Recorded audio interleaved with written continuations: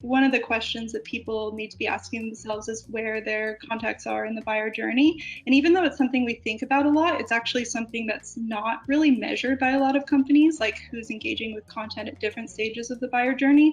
I think Forrester did some research on it and found that it was one of the least measured stages of content performance. So just something to think about, kind of in practice, like at what point is that contact arriving to the content? How much do they know about you already? And then what are they willing to do at that point?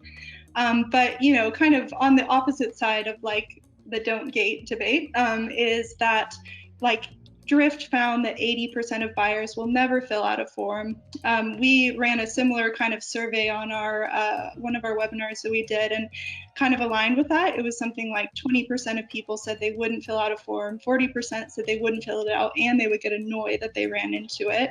And I think there was a LinkedIn buyer survey that said that like there's an increasing amount of people over time who enter false data. So it was something like among Gen X, it was like 33%, and then up to millennials and I don't know what, no, Gen X, yeah, younger millennials, I guess. What's the younger? Gen Z?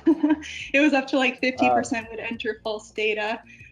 So, it's something where I think people have a decreasing tolerance for gates because they have seen so many times when people kind of abuse the gate a little bit and perhaps don't follow up in, an appropriate way that recognizes how much they might know already and where they're at, et cetera.